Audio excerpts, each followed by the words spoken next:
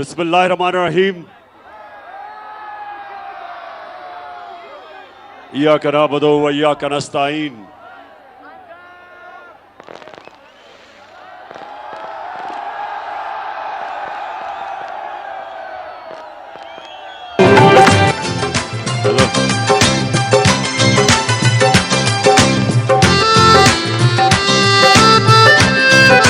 Hello जी टेक्सला,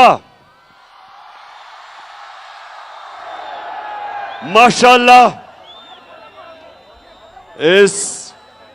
मैं आपके पहले तो शानदार इस्तकबाल का शुक्रिया अदा करना चाहता हूं, लेकिन उसके अलावा मैं जो आपके अंदर शऊर देख रहा हूं उसका सलाम करना चाहता हूं आपको। और आज मैं अपनी बहनों को खास तौर पे खुशामदीद कहता हूं। कभी मैंने इतनी तादाद में टेक्सला में इतनी तादाद में ख्वातीन नहीं देखी, और ये बड़ा अच्छा, हमारी आजादी की तारीख में ये एक बड़ी खुशाइन चीज है।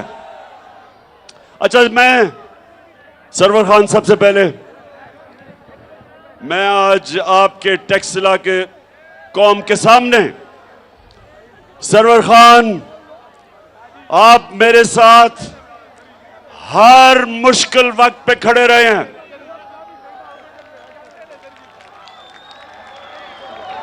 धरने में आप खड़े रहे, और जब लोगों के ज़मीर का सौदा हो रहा था, लोटे बनाए जा रहे थे, सरवर खान आप मेरे साथ खड़े रहे। और मैं आज आपके हलके के अंदर सबको बताना चाहता हूं कि इस तरह के इस मुल्क को सियासतदान चाहिए जिनके ज़मीर की कोई कीमत नहीं होती। अच्छा टेक्सला, मैं सबसे पहले तो मैं जरा आज इस अमरीकी इंपोर्टेड उनके गुलामों की हुकूमत को एक मैसेज पहुंचाना चाहता हूं। ये दूसरी दफा मेरे घर पुलिस भेजी है, बल्कि तीसरी दफा।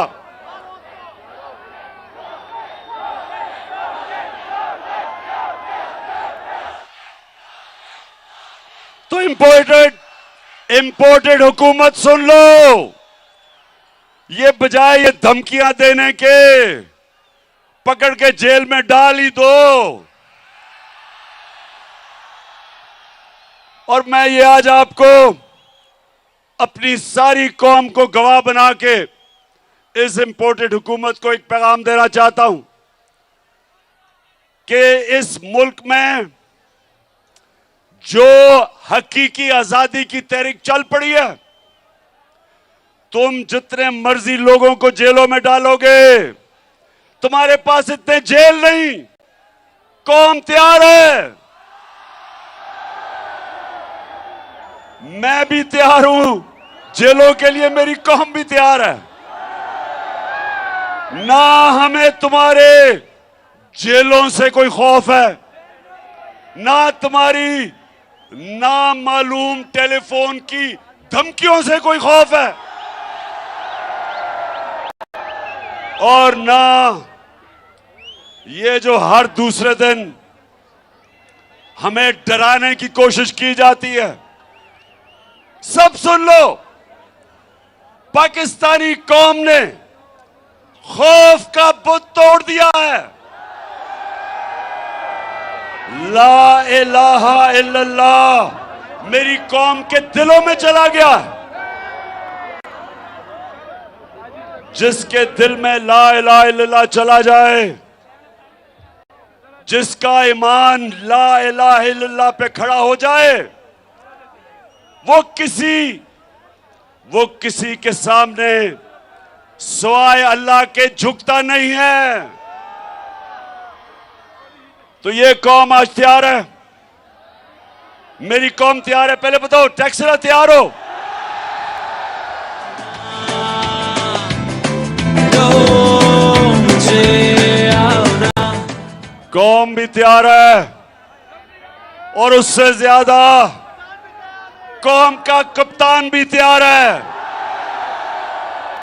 जेल तो छोटी सी चीज है हमारे लिए, कौम का कप्तान अपनी हकीकी आजादी के लिए अपनी जान की कुर्बानी देने के लिए तैयार है। फिर से तू अड़ जा, फिर से तू डट जा, फिर से अब वो बल्ला घूम। अच्छा, अब जरा टेक्सला बाशऊर लोग हो, आप जरा गौर से मेरी बात सुने। हुकूमत ने आज ये जो इंपोर्टेड हुकूमत है, मैं इनको ये कहता रहा कि ये अमेरिकी साजिश के तहत आए और मैंने 28 मार्च को एक मुरासला दिखाया सारी कौम को, जिसके अंदर साजिश वाज़ेह थी। कि साजिश क्या थी कि अमेरिकी अंडर सेक्रेटरी ऑफ स्टेट ने हुक्म दिया पाकिस्तानी एम्बेसडर को कि इमरान खान को हटाया जाए अदम एतमाद में, और उसके बाद उसने ये भी कहा कि अगर इमरान खान को हटा दिया अपने अदम एतमाद में और अगर तुम चेरी ब्लॉसम को ले आए तो माफ कर दिया जाएगा पाकिस्तान को। अब डीजल पे बाद में आता हूं डीजल पे। सुने जरा, डीजल पे बाद में आता हूं। तो उस टेक्सला उस मरासले में क्या था, उसमें उन्होंने कहा कि इमरान खान को हटाना पड़ेगा, और उसमें उन्होंने यह कहा कि अगर इमरान खान को हटा गया तो पीछे तो अचकन पहन के शहबाज शरीफ इंतजार कर रहा था। तो उन्होंने कहा कि अगर वो हटा दिया गया तो हम माफ कर देंगे। अच्छा, अब टेक्सला सुनो जरा क्या हुआ।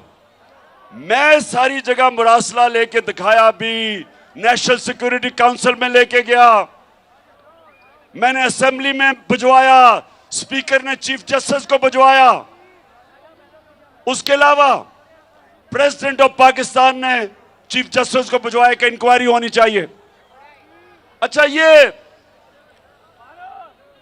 ये जो इंपोर्टेड हुकूमत थी, ये बार बार कहें कि कोई मुरासला नहीं है, इन्होंने कहा कि कोई खत नहीं है, और इनकी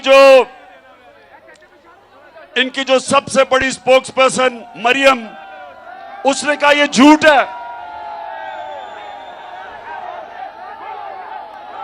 तो अब अच्छा, इनके साथ मीडिया भी मिल गया। इनके जो लिफाफे वाले पैसे लेके जमीर बेचने वाला जो मीडिया के लोग थे, उन्होंने भी कहा मुरासला नहीं है। फिर क्या हुआ, और मीडिया इनके कंट्रोल में, मीडिया में जो हमारी हिमायत करता है उनको धमकियां, सोशल मीडिया के ऊपर पकड़ के नौजवानों को जेलों में। तो इन्होंने कहा कि जनाब कोई मुरासला नहीं है, और वो दब गया।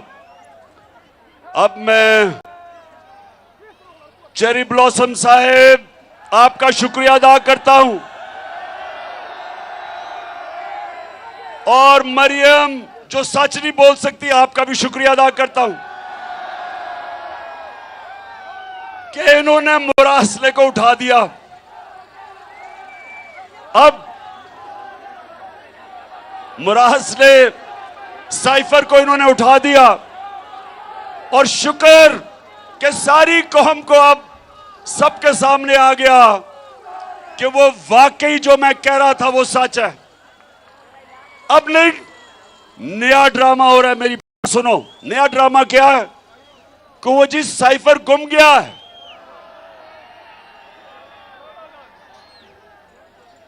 मरियम बीबी, वो साइफर नहीं गुमा। आप चाहेंगी कि गुम हो जाए, क्योंकि पता चल जाएगा कि आपके वालिद ने और चाचे ने अमेरिकनों के साथ मिलकर साजिश करके हमारी हुकूमत गिराई।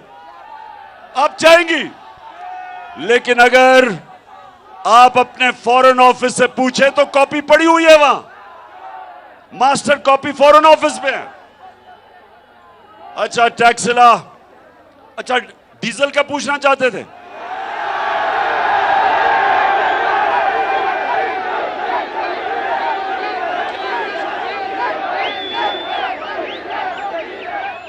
डीजल का अब ये हुआ क्या है? हमारी हुकूमत गिराई गई। नौजवानों, पता है इन्होंने किस वजह से कहा कि जनाब इमरान खान की हुकूमत को जाना चाहिए? क्या वजह थी? महंगाई। इन्होंने कहा इमरान खान ने महंगाई कर दी, और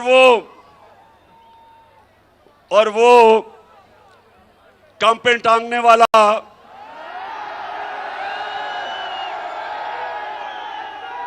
उसने महंगाई मार्च कर दी।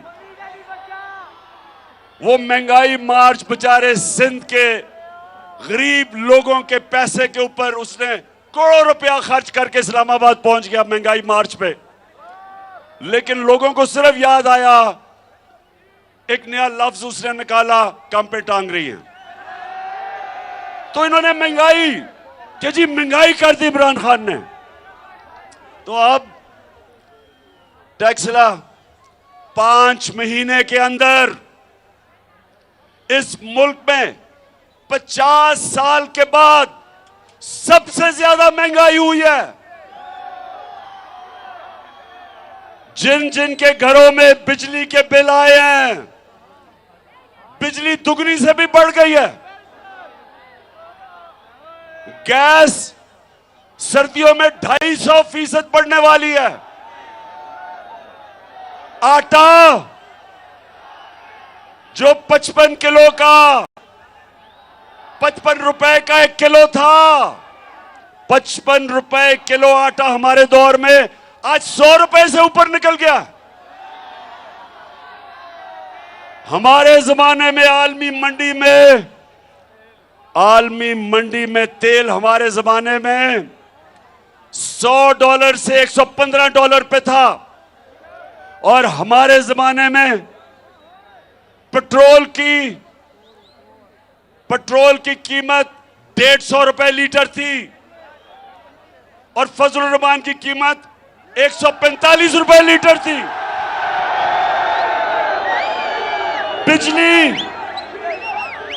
बिजली 16 रुपए यूनिट थी।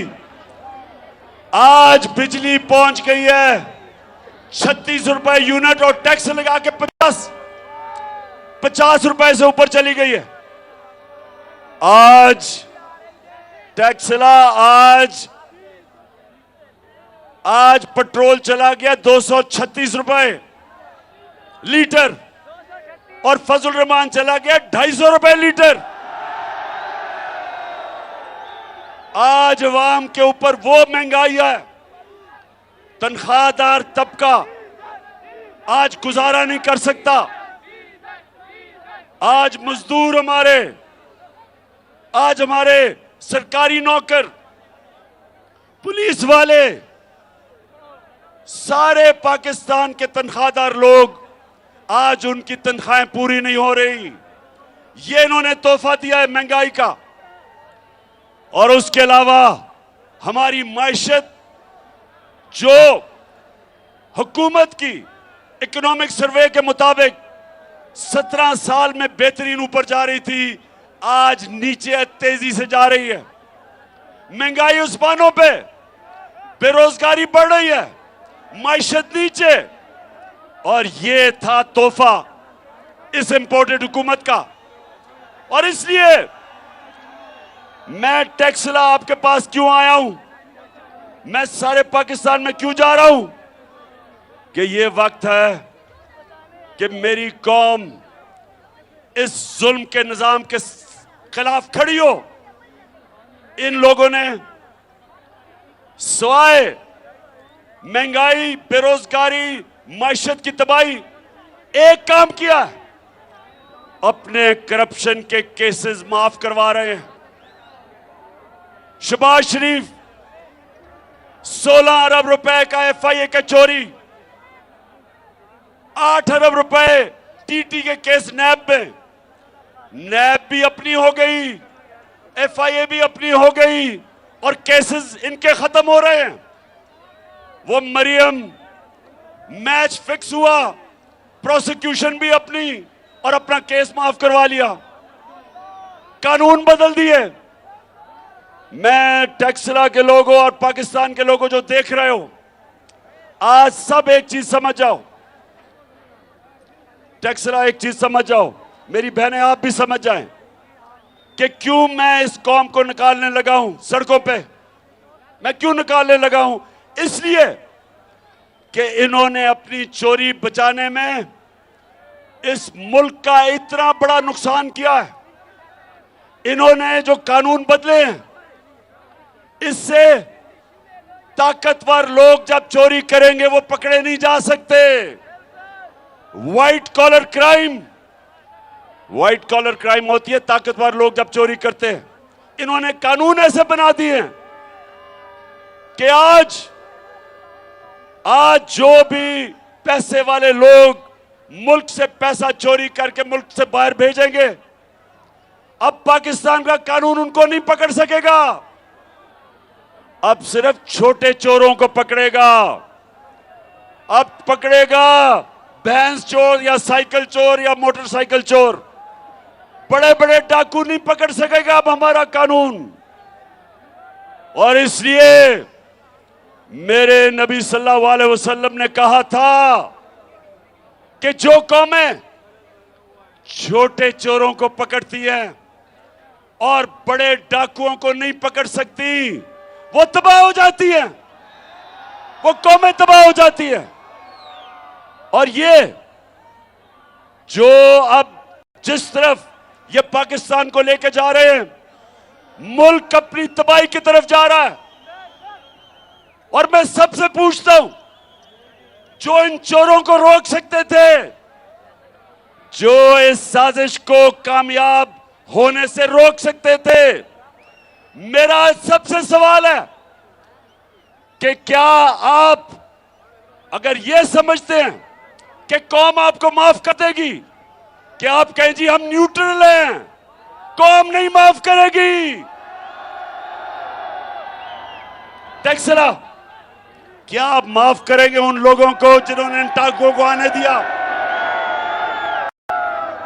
क्या मेरी बहनों मुझे बताएं, क्या आप अपने चौकीदार को माफ करेंगे? नहीं। अगर आपके घर पे डाका पड़े और चौकीदार कहे मैं न्यूट्रल हूं, आप माफ करेंगे? मुल्क तबाही की तरफ जा रहा है, माशत तबाह कर दी, लोगों को महंगाई की दलदल में फंसा दिया और इन चोरों को ऊपर बैठा के इनके केसेस माफ हो गए और हम कहें जी मैं तो न्यूट्रल हूं। मुल्क तबाही की तरफ जा रहा है। कौम सब उन लोगों की तरफ देखती है, उन इदारों की तरफ देखती है जो इनको रोक सकते थे, इन चोरों को। और जो ये देख रहे हैं कि एक के बाद दूसरा वो इसहाक डार आ गया है। इसहाक डार का मैं आपको बता दूं, दुनिया में मैंने बड़े बड़े बुज़दिल लोग देखे हैं। नवाज शरीफ बड़ा बुज़दिल आदमी है जो हमेशा बाहर भाग जाता है, मुल्क में पैसा चोरी करने आता है और जैसे ही कोई इसको पकड़ने लगता है बाहर भाग जाता है, फिर एनआरओ लेके वापस आ जाता है। लेकिन अगर नवाज शरीफ से भी मैंने कोई बुज़दिल आदमी देखा है, उसका नाम है इसहाक डार। जो वो बिलावल कहते हैं ना, कांपे टांगती हैं, वो डार की कांपे टांगती है। और मैं मान ही नहीं सकता, मैं सारी कौम के सामने कह रहा हूं कि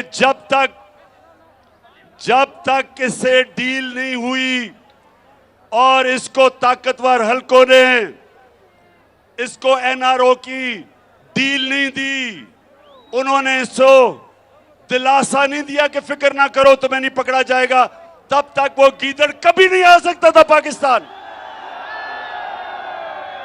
तो मैं आज फिर कहता हूं कि ये मेरे नबी सल्लल्लाहु अलैहि वसल्लम ने एक कौम की तबाही का रास्ता बता दिया था आज से 1500 साल पहले, कि जो कौमें बड़े बड़े डाकुओं को नहीं पकड़ सकती और सिर्फ छोटे चोरों को पकड़ती है, वो मर जाती हैं। कौमें तबाह हो जाती हैं।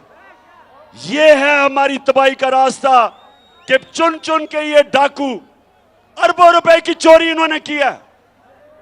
इन्होंने जो एनआरओ लिया है, टैक्सला जो इन्होंने एनआरओ लिया है यानी चोरी माफ करवाई है, वो इस कौम का कितना पैसा था?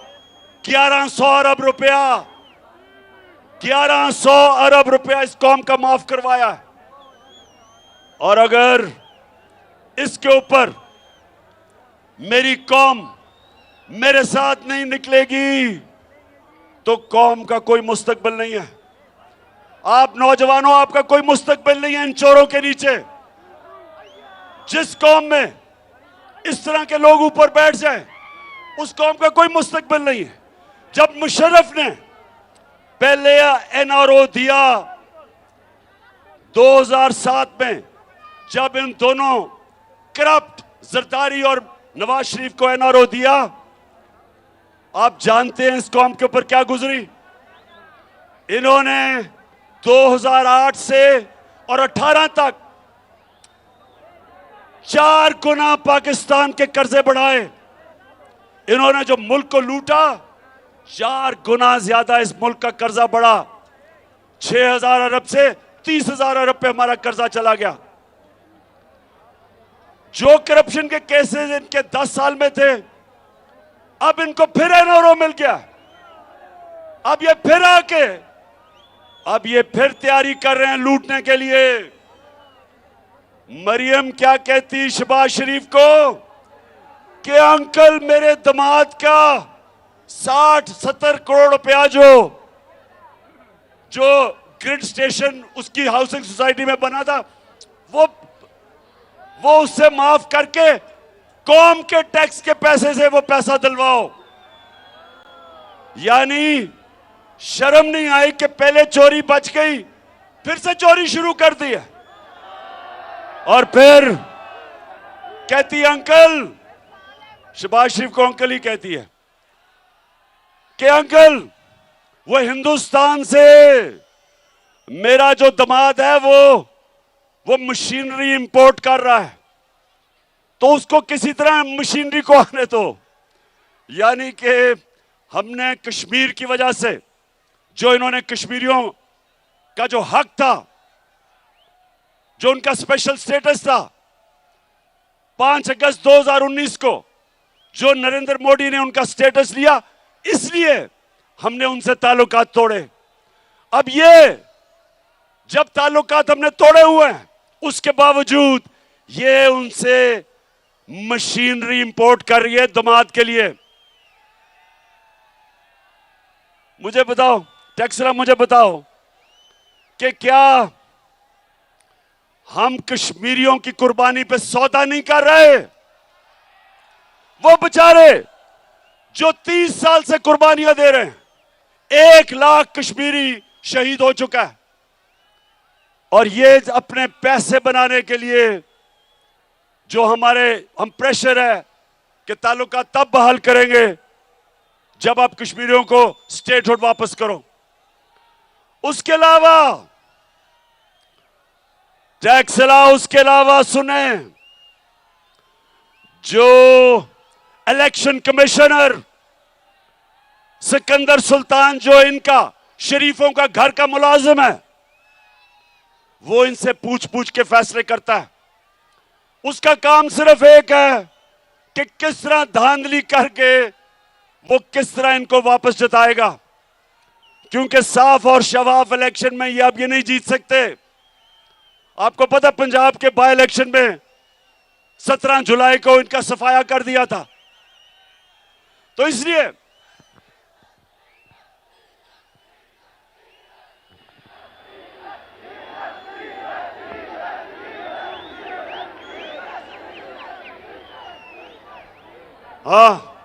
तो टैक्सला, आप पहले बताओ, तैयार हो आप? अच्छा टैक्सला थके तो नहीं? हाँ मैं बस चेक कर रहा था। बहनें तो इधर बिल्कुल ही थकी, माशाल्लाह जुनून उनका कायम है।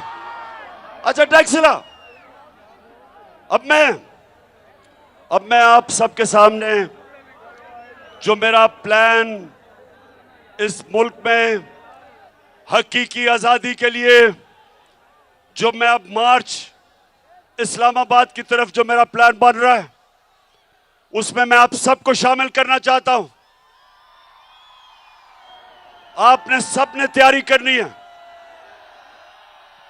सबने तैयारी करनी है, क्योंकि टैक्सला जंजीरें गिरती नहीं है, जंजीरें गिरती नहीं है, तोड़नी पड़। टैक्सला आजादी, आजादी कोई प्लेट में रख के नहीं देता, आजादी छीननी पड़ती है। ये जो ऊपर मुसल्लत किए हुए हैं और जो इनके हैंडलर्स हैं, सब तैयार हो जाओ। मैं आज अपनी सारी कौम को पैगाम दे रहा हूं, जिधर भी आप हो, आप ये याद रखो कि ये एक तहरीक बनी, पाकिस्तान बनाने के लिए एक तहरीक थी, तहरीक पाकिस्तान, और ये उसके बाद 75 साल के बाद ये पाकिस्तान को हकीकी तौर पे आजाद करने के लिए अब ये दूसरी तहरीक है। जब अर्ज़े खुदा के काबे से सब बुत उठवाए जाएंगे, हम रहले सफा मरदूदे हरम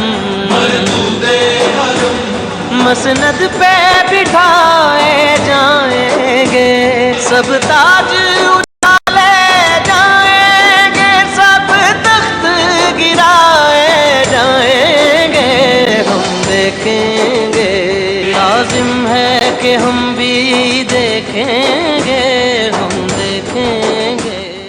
हमने अपने आप को आजाद करवाने के लिए ये सारे बुत तोड़ने हैं। खौफ का बुत सबसे पहले, और ये जो चोर हमारे पर मुसल्लत किए हैं, इनसे अपने आप को आजाद करने के लिए, हमेशा के लिए, ये हमारा दूसरी मिशन है। और तीसरी चीज, मुल्क में सुन लो टैक्सला, कानून की बालादस्ती कायम करने के लिए, जिसको कहते हैं रूल ऑफ लॉ, इंसाफ लाने के लिए। आज तक क्यों नहीं इंसाफ आया? क्यों नहीं इंसाफ आया आज तक पाकिस्तान में? क्योंकि ताकतवर अपने आप को कानून के नीचे नहीं लाना चाहता, वो अपने आप को कानून से ऊपर रखना चाहता है।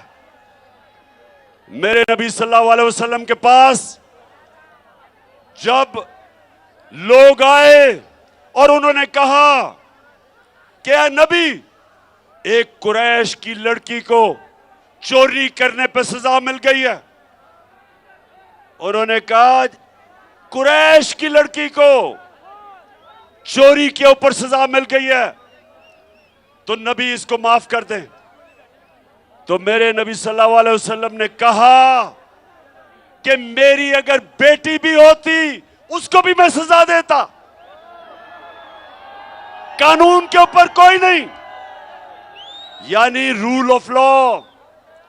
जो कौम, पाकिस्तानियों सुन लो, कौमें जो खुशहाल हैं, कौमें जो तरक्की कर रही हैं, उन सारी कौमों के अंदर कानून की बालादस्ती है। और जो कौमें गरीब हैं, जो कौमें इस वक्त गुर्बत में फंसी हुई हैं, महंगाई में, वो कौमें जिनसे लोग तरसते हैं मुल्क से बाहर नौकरियां लेने जाने के लिए, वो सारी कौमों के अंदर यही है जो आज पाकिस्तान में है। अमीर के लिए एक कानून, वो चोरी करे तो एनआरओ, और गरीब चोरी करे तो जेल में।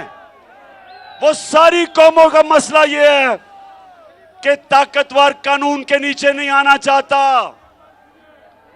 जो भी मुल्क का ताकतवर है वो अपने आप को कानून से ऊपर समझता है, इंसाफ नहीं आने देता, इंसाफ नहीं होने देता। तो टैक्सला के नौजवानों, इसलिए अल्लाह ने हमारे ऊपर जहाद फर्ज की हुई है। सुन लो टैक्सला, हमारे ऊपर अल्लाह ने जहाद फर्ज क्यों की है? उसने जहाद क्या है कि जुल्म का मुकाबला करना है, ना इंसाफी का मुकाबला करना है, इसको जहाद कहते हैं। आपने जुल्म के बुत के सामने सर नहीं झुकाना। आपने जालिम से खौफजदा नहीं होना, क्योंकि अगर आप जुल्म के सामने नहीं खड़े होंगे, माशरे में जुल्म बढ़ जाएंगे। जब आप जालिम का मुकाबला करते हैं, आप अपने ऊपर से आपको जुल्म से आजाद कर देते हैं। यह हकीकी आजादी की तहरीक दरअसल मेरे मुल्क के मुस्तकबिल की तहरीक है। दरअसल ये मेरे नौजवानों के लिए है, ये मेरे आने वाली नस्लों के लिए है, और इसमें आप सब ने मेरे साथ चलना है। आपका कप्तान तैयार है जहाद के लिए, आपने सब ने मेरी टीम बनना है।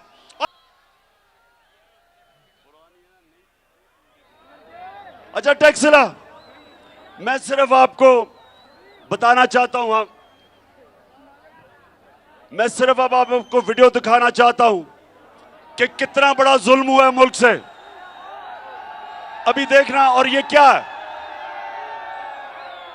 ये वीडियो क्या है? क्योंकि अभी उन्होंने मरियम को बरी कर दिया कि जी उसने कोई बेचारी बेकसूर है। अब जरा ये वीडियो देखें, और मैं इसमें आपको सिर्फ ये बताना चाहता हूं कि कैसे जालिम के लिए एक कानून, ताकतवर के लिए एक कानून, और बेचारे गरीब लोगों के लिए दूसरा कानून। ये जरा दिखाएं। है कि आपको ये प्रॉपर्टी आप ले सकते हैं, कि आपने मेफेयर के अंदर जो आपकी 4 अपार्टमेंट्स हैं, उनकी 1 अरब से ज्यादा, 1 अरब रुपए से ज्यादा उनकी कीमत है। अब 4.5 अरब तक पहुंच गई है उनकी कीमत। आपने अपनी जो टैक्स में टोटल आमदनी बताई है 94 में, 1.5 लाख रुपए है। मुझे ये बताएं कि आपने अरबों रुपए की मेफेयर में प्रॉपर्टी खरीदी कैसे? सुन लिया, ये आज से 10 साल पहले, टैक्सला सुनो जरा, क्योंकि आपको अभी और दिखाऊंगा, पहले आप समझ लें। 10 साल पहले, बैठ जाओ ना, वो कह रहे हैं बैठ जाओ। ओ जरा बैठ जाए सामने, बैठ जाओ, वो नहीं देख सकते, वो बैठ जाओ। अच्छा 10 साल पहले इनकी, मैंने ये जो आप देख रहे थे, मैंने इंकशाफ किया कि अरबों रुपए की इनकी लंदन के सबसे महंगे में 4 अपार्टमेंट थी। पैसा किधर से आया? तो पीछे हो जाओ। अच्छा अब सुने जरा, तो ये जब आया तो मरियम वो जवाब देती है, जरा ये सुने उसका जवाब क्या है। इस तरह मुझे लगा कि आप लोगों को बेवकूफ नहीं बना सकते। मेरी सेंट्रल लंदन में प्रॉपर्टीज तो दूर की बात है, मेरी पाकिस्तान में भी कोई प्रॉपर्टी नहीं है। मैं अपने वालिद के साथ है, और मुझे समझ नहीं आई कि मेरी और मेरी वालदा की और बहन भाइयों की प्रॉपर्टीज ये कहाँ से निकाल के ले आए हैं। मेरे नाम पाकिस्तान में कोई प्रॉपर्टी नहीं है, ये तो इंग्लैंड की बात है। पाकिस्तान में भी बेचारी की कोई प्रॉपर्टी नहीं है, तो लंदन में किधर से आनी थी?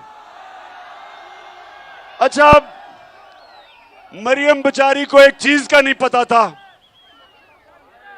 टैक्सला, वो बेचारी मरियम को एक चीज का नहीं पता था कि अल्लाह अल हक है, वो सच का खुदा है, वो सच सामने ले आता है।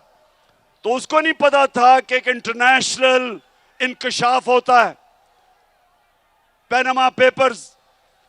दुनिया में बड़े बड़े प्राइम मिनिस्टर्स, उनका इंकशाफ होता है कि उन्होंने अपनी अरबों रुपए की प्रॉपर्टीज छुपाई हुई थी बाहर, वो इंकशाफ हो जाता है। उसमें बेचारी मरियम भी फंस जाती है।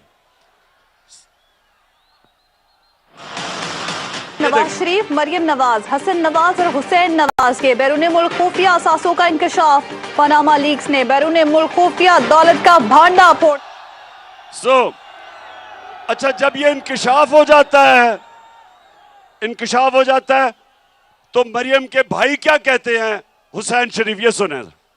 इस बात को तस्लीम करता हूँ कि अल्हम्दुलिल्लाह पाक लेन के ऊपर जो अपार्टमेंट्स हैं वो अल्हम्दुलिल्लाह हमारे हैं। मैं इस बात को तस्लीम करता हूँ कि उनको ऑफशोर कंपनीज नेस्कॉल लिमिटेड और नीलसन लिमिटेड जो है उनको ओन करती हैं। और मैं आपको ये भी अर्ज करता हूँ उनको होल्ड कर रही है इस वक्त मरियम नवाज शरीफ, मेरी हमशीरा जो है। ठीक है जी, ठीक है जी, ठीक है। उसने कहा कि लंदन तो छोड़ो, पाकिस्तान में भी कोई प्रॉपर्टी नहीं है। इंकशाफ होता है 4 साल के बाद और भाई साहब खुद ही कह देते हैं कि वो 4 महलात मरियम के हैं। अब मुझे यह समझाएं कि अदालत ने इसे कैसे बरी कर दिया? 4 बड़े बड़े महलात हैं। हाँ, ये देखें, ये लंदन की महंगी जगहों के ऊपर अरबों रुपए का पैसा है, तो अदालत इन्हें कैसे छोड़ देती है? मैं यकीन दिलाता हूं टैक्सरा, मैं जरा आपको यकीन दिलाता हूं, अगर कोई कमजोर सा आदमी, कोई मजदूर, कोई बेचारा किसान, कोई छोटा सरकारी नौकर, अगर उसके ये निकलाते बड़े बड़े अपार्टमेंट्स, तो पुलिस ने उसको जेल में डाल के वो छितरौल करना था कि अगर उसके नहीं भी होते उसने कहना था हाँ जी मेरे ही हैं। तो ये मैं कह रहा हूं फर्क है कि ताकतवर और कमजोर में फर्क देखें। ताकतवर साफ वो कह रहे हैं कि 4 हमारे मरियम के अपार्टमेंट है, अदालत उसको छोड़ देती है। अच्छा, अब देखें, जब मरियम से वो लोग पूछते हैं अब इंकशाफ हो गया, ये आपके पास किधर से पैसा आया अपार्टमेंट्स का? अब वो कह तो सकती नहीं थी कि नवाज शरीफ का पैसा है, क्योंकि नवाज शरीफ ने तो अपने टैक्स रिटर्न में बताया नहीं था कि मेरे पास इतना पैसा है, चोरी का पैसा था। तो वो फिर क्या कहती है मरियम, जरा ये सुने। हसन हुसैन के पास आज जो भी है वो एक अरबपति दादा के पोते हैं। उस अरबपति दादा के पोते हैं जो 1960s और 70s में पाकिस्तान का अमीर तरीन इंसान था। ये जो एसेट्स हैं, ये जो बिजनेस के लिए पैसा है, ये सारा दादा से डायरेक्टली बच्चों को ट्रांसफर हुआ। अच्छा, अब जरा सुने वो क्या कह रही है। वो या बाप का तो नाम नहीं ले सकती थी। उसने कहा मेरे दादा अरबोपति थे, वो इतने अमीर थे कि उन्होंने हमें पैसा दे के तो खरीद लिया। अब दादा साहब दुनिया में नहीं थे, वो वफात पा चुके थे। अब दादा से तो कोई पूछ नहीं सकता था, लेकिन मरियम को नहीं पता था कि अल्लाह अल हक है। अब वो दादे का बेटा क्या कहता है, मरियम का चाचा, दादे का बेटा शहबाज शरीफ क्या कहता है, ये सुने जरा। मेरे खानदान को 22 खानदानों में शुमार नहीं होता था। मुझे इसके ऊपर बाइस फख्र है कि मेरे वालिद का ताल्लुक एक गरीब किसान के घराने से था, हिंदुस्तान से। वो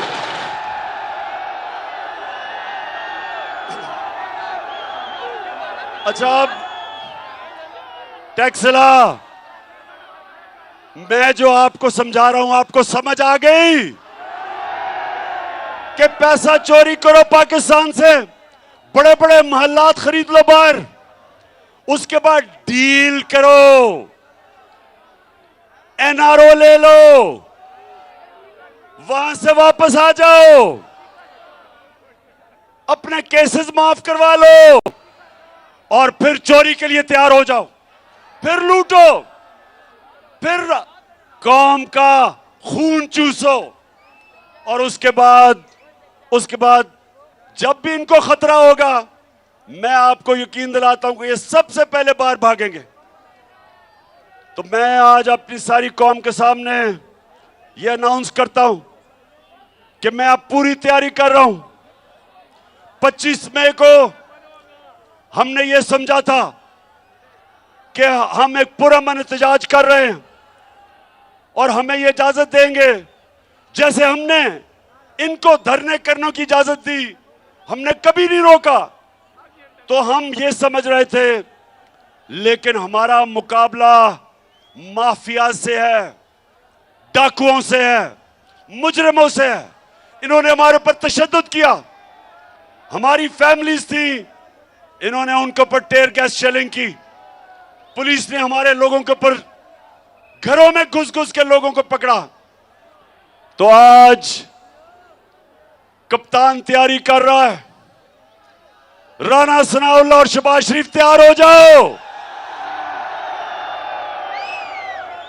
जो अब मैं तैयारी कर रहा हूं, आपको अब मैं जिस तरह कहता हूं, मुझे तो पता है आपने क्या करना है, मुझे तो आपके प्लान का पता है, लेकिन आपको मेरे प्लान का नहीं पता। जो अब तैयारी हो रही है, इंशाल्लाह मैं आपके सामने पेशन गोई कर रहा हूं। पहले ये जो मैं तैयारी कर रहा हूं, मैंने सारी अब इनकी सारी जो प्लानिंग है उसके मुताबिक तैयारी कर रहा हूं। वो अभी मैं आपको नहीं बताऊंगा। मैं पहले अपनी तैयारी कर रहा हूं और फिर एकदम कॉल दूंगा। आप सब ने तैयार होना है, सब ने तैयार होना है और इंशाअल्लाह अपने मुल्क को हम हकीकी तौर पे आजाद करेंगे। और तब जब कानून की बालादस्ती कायम होगी, जब कानून की हुक्मरानी होगी, जब अदल और इंसाफ होगा, इंशाअल्लाह तब ये पाकिस्तान जो कायदे आजम ने पाकिस्तान का जद्दोजहद की थी और इलामा इकबाल ने ख्वाब देखा था, इंशाअल्लाह उस पाकिस्तान की तरफ हमारा तब सफर शुरू होगा जब इस मुल्क में अदल और इंसाफ का निजाम लेके आएंगे, जिस पे जो निजाम मेरे नबी सल्लल्लाहु अलैहि वसल्लम ने मदीना की रियासत में कायम किया था। पहले इंसाफ आता है, फिर खुशहाली आती है। खुशहाली इंसाफ के बगैर नहीं आती। और अगर चोरों को आप मुल्क के ऊपर बैठा दें तो वो मुल्क तबाही की तरफ जाता है।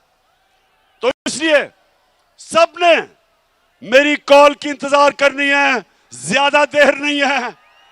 प्लानिंग पूरी कर रहा हूं और इंशाअल्लाह इस बार ये जो मार्च होगी, इंशाअल्लाह इस मुल्क को एक अजीम कौम बनाएंगे। वो कौम बनाएंगे जो इंशाअल्लाह हर पाकिस्तानी, ये दिन आएगा जब दुनिया में हरा पासपोर्ट लेके जाएगा, लोग उसको इज्जत करेंगे, इज्जत सी नजर से देखेंगे। पाकिस्तान जिंदाबाद।